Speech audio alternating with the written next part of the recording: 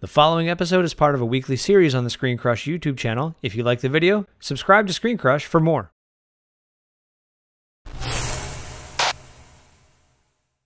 You think you know The Dark Knight? Well, here's 20 things you may not have known about the hero Gotham deserves. You want to be able to turn your head. It sure made backing out of the driveway easier. This was the real reason that the Batsuit for this film was redesigned. Christopher Nolan and Christian Bale wanted Batman to be faster and more agile, and they also wanted him to be able to turn his head. These actors were considered for the role of Harvey Dent, Hugh Jackman, Mark Ruffalo, Liev Schreiber, Ryan Phillippe, and Josh Lucas. Matt Damon was offered the part, but turned it down because of a scheduling conflict with another film. This is not a visual effects shot. They really flipped this 18-wheeler right in the middle of Chicago's banking district. Oh, and this scene, also not a visual effects shot. They collapsed this entire building right after Heath Ledger walked out. This was the first time that Michael Caine saw Heath Ledger in full Joker makeup. He was so surprised that he forgot his lines. Many scenes in this film were shot in IMAX, making it the first feature film to use the format. IMAX film is 9 times larger than conventional 35mm film and runs through the camera horizontally rather than vertically. Seeing the film in an IMAX theater, the 6 IMAX sequences are in the 4:1:1 aspect ratio, filling up the entire IMAX screen, while the rest of the film is in the 2:3:5 scope aspect ratio. At the start of filming, there were only 4 lightweight IMAX cameras in the world, but then they broke one doing this, and then there were only 3. Whoops.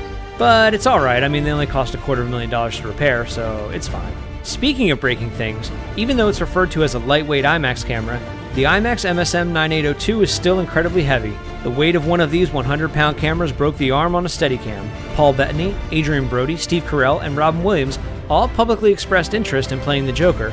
However, Christopher Nolan always had Heath Ledger in mind. Heath Ledger directed both of the videos that the Joker sends to GCN. Christopher Nolan supervised the first one, then let Ledger do whatever he wanted for the second one.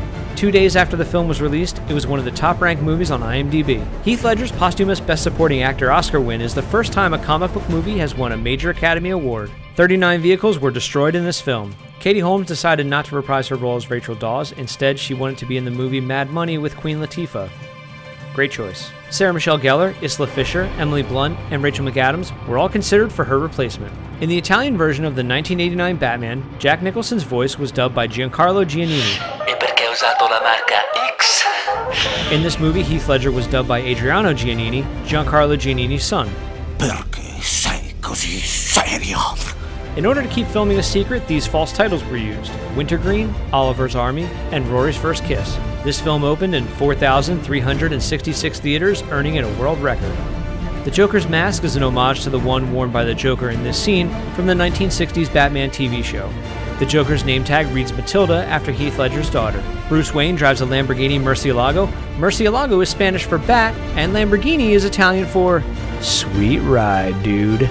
And here's a bonus one. The Batmobile and garbage truck in this scene were actually a model created at 1/3 scale. That's it for this episode of You Think You Know Movies. Make sure to subscribe, like us on Facebook, follow us on Twitter, and get the latest movie and TV news on ScreenCrush.com.